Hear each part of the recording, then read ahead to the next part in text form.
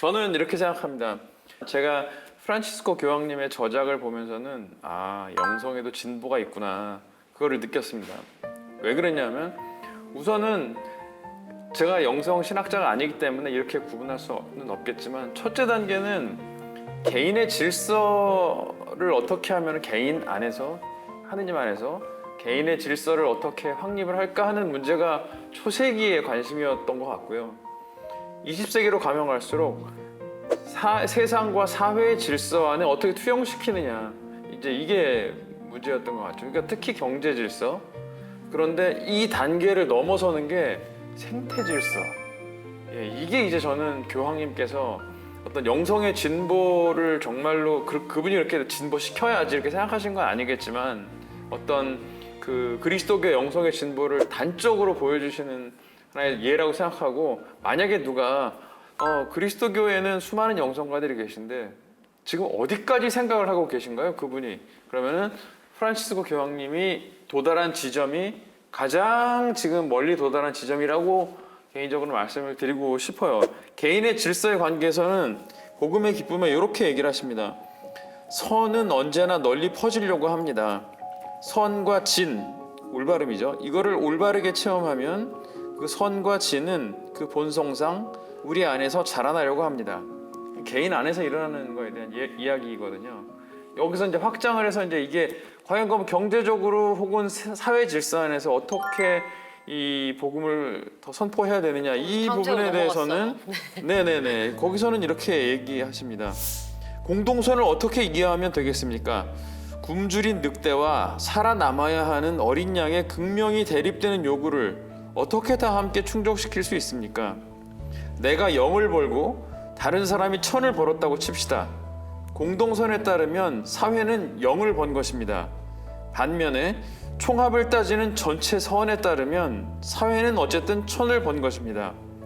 전체 선을 이용하여 어떤 사람들은 개개인이 맺은 무수한 계약들을 합산하고는 겉보기에 성공적인 노동 정책이 도입되었다는 환상을 심어주려 할 수도 있습니다. 아주 정확히 경제적인 하나의 정의를 말씀하시는 거고 여기서 이제 하나 더 확장해서 나가는 것이 찬리바드소서에 나오는 생태에 관한 이야기입니다. 종합적인 구절이라고 생각을 해요. 교회 2000년의 영성을 교회 안에서 영성은 육체나 자연 또는 세상의 실제에서 분리되지 않고 오히려 우리를 둘러싼 모든 것과 일치를 이루며 그 안에서 그와 더불어 살아가는 것입니다. 이거 이제 생태에 대한 이야기잖아요. 그래서 개인에서 시작해서 경제적인 질서에서 시작해서 우리의 집인 생태까지 이르는 그 영성의 여정, 교회 2000년의 여정을 저는 프란치스코 교황님께서 보여주신다고 생각해서 그래서 덕후가 된지도 모르겠습니다.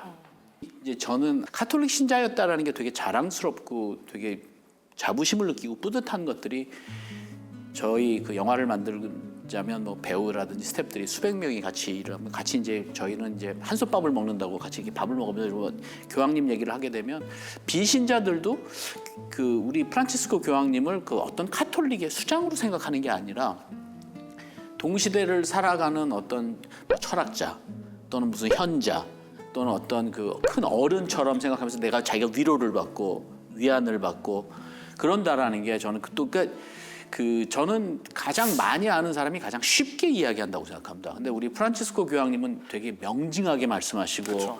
애들로 말씀하시는 게 없고 뭐 우리 세월호에 대한 말씀이나 그리고 가장 많이 주창하셨던 건 어떤 가난한 사람들, 소외된 사람들 그리고 주목받지 못하는 사람들에 대한 그 끊임없는 애정과 관심과 이런 것들이 저는 그 종교가 갖고 있는 많은 역할들도 있고 그 종교의 지도자들이 갖고 있는 뭐 그런 기능들도 있겠지만 사람들이 그 프란치스코 교황님을 통해서 뭐 카톨릭에 귀하든 귀하지 않든 간에 위로받고 그리고 막 되게 위안받고 자기가 평화를 얻는다면 저는 그분이 프란치스코 교황님이 카톨릭의 교황으로서 뿐만이 아니라 그냥 정말 큰 휴머니즘을 가진 어른으로서의 우리 많은 사람들에게 역할을 하신 게 아닌가라는 생각을 합니다. 교황님이 근데 이렇게 말씀하신 것처럼 또 들은 것처럼 되게 온화하고 따뜻하고 포용하고 이런 이미지이기도 한데요. 사실 교황님의 행보는 좀 강단 있는 분이셨던 것 같기도 해요.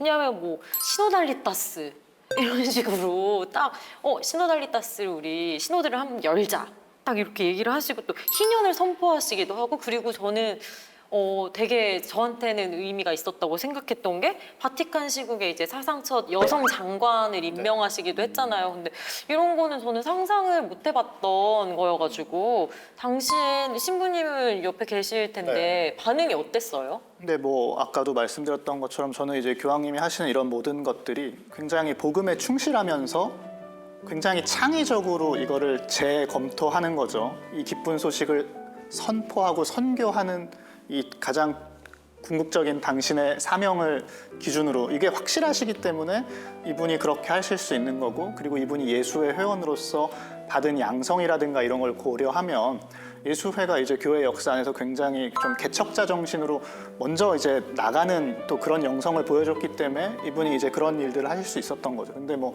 시노달리타스나 이런 것들 모두가 이분은 교회 문헌에서도 이게 일반 소설들이나 성경이나 기존 교황님들의 가르침만이 아니라 소설이나 영화나 이런 것들도 굉장히 스스럼 없이 인용을 하세요. 이게 요즘 사람들은 이걸 보고 굉장히 새롭다 느끼고 어떤 사람들은 그거에 대해서 좀 안 좋아하는 사람도 있고 하지만 사실 생각해보면 2000년 전 교회 교부들은 늘 그랬어요. 그 사람들은 로마나 그리스 작가들이나 철학자들을 가져다가 우리 신앙을 설명하는데 전혀 거리낌을 느끼지 않았어요. 왜냐하면 하느님이 인간을 창조하셨고 그 인간들의 지혜가 결국 하느님을 향해 나아가게 할 거라는 확신이 있었기 때문에 그랬거든요. 그러니까 교황님은 그런 자신감과 확신이 있으신 것 같아요.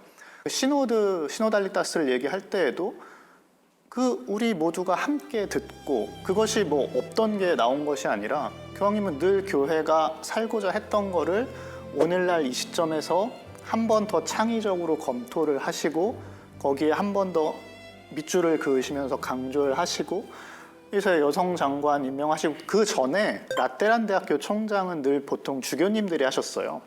근데 이제 그거가 한국 언론이나 이런 데서는 부각되진 않았지만 이분이 이제 그때 라테란 대학교 총장을 왜냐하면 라테란 대학교는 이제 로마 교구의 대학교이기 때문에 교황청림 라테란 대학교는 교황의 대학 약간 이런 게 있어서 늘 총장님이 주교였는데 거기를 평신도 남성을 임명을 하셨었어요. 이미 그 전에도. 그래서 그때 이제 약간 그것도 일종의 센세이션 파격이었죠.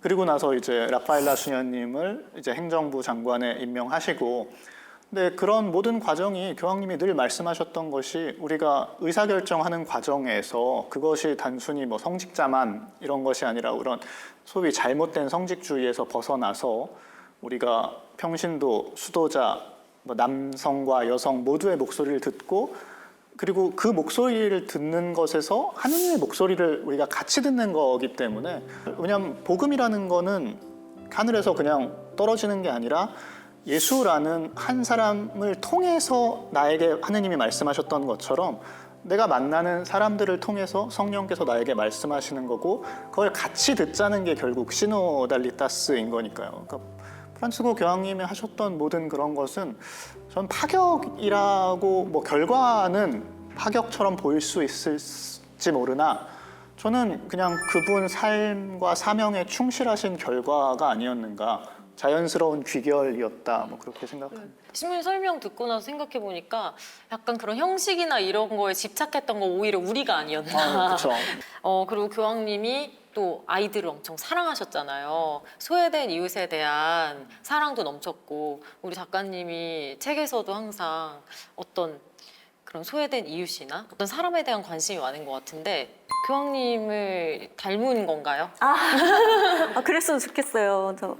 근데 교황님께서 이제 교육에 대한 되게 의지가 강하셨고 관련된 책들도 좀 읽어보고 저는 이제 뭐 미천하지만 그렇게 했었는데 현대 젊은이들이 가지고 있는 어려움을 되게 정확히 아신다는 생각이 들었어요. 그러니까 이 책에서도 두 가지 포인트가 제가 눈에 들어왔는데 하나는 예민함, 굉장히 예민하고 불안하거든요. 저 역시 마찬가지고 그 문제를 겪고 있고 그래서 그 예민함과 불안에 대해서 말씀을 하시면서 그거를 어떻게 하면 창조적인 에너지를 바꿀 수 있을까에 대해서 같이 고민을 해주세요.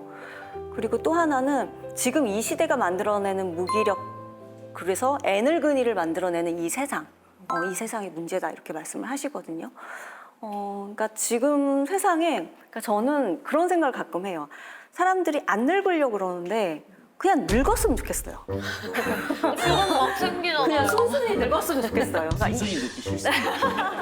그래서 순순히 늙고 뭐라고요?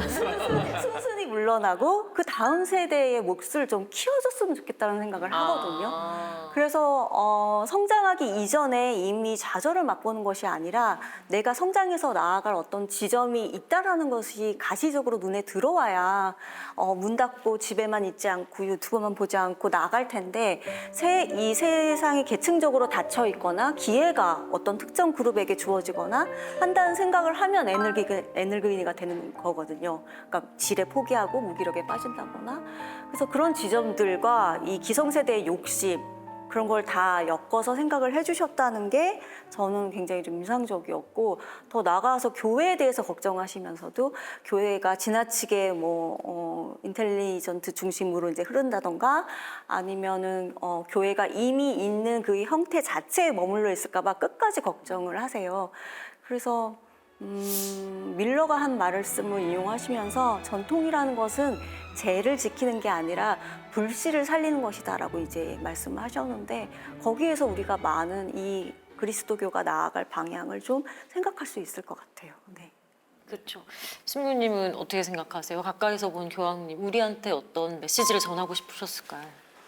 근데 뭐 이제 교황님 자서전 제목도 이렇게 보이는 것처럼 그분이 아마 이제 희망에 대해서 우리에게 알려주고 싶어 하셨던 것 같아요. 근데 저는 사실 이 그 한국 자서전 번역이 제목이 이렇게 마음에 들진 않는데 원하는 희망이 아닌가요? 원어 제목은 희망하라라고 오히려 번역이 돼야 돼요. 이렇게 명령법이고 동사인데 이거가 이제 희망이라는 명사로 번역돼서 근데 제가 생각할 때 희망은 명사가 아니라 동사거든요. 그리고 이분의 삶도 굉장히 늘 다이나믹하게 왜냐하면 사랑도 사실 명사가 아니라 사랑은 늘 동사여야 되는 것처럼 그리고 이제 이분이 좋아하셨던 작가 이제 샤를 페기 뭐 이분 여러 군데서 자주 인용하시는데 샤를 페기가 이제 희망에 대해서 그렇게 얘기하거든요. 이제 믿음은 이제 큰 프랑스라는 나무의 뿌리와 같은 것이라면 사랑은 이제 그늘이 되는 가지고 그래서 그 가지 아래 그늘 아래 힘든 사람들이 와서 쉬고 근데 이 사람이 희망은 아주 이 작은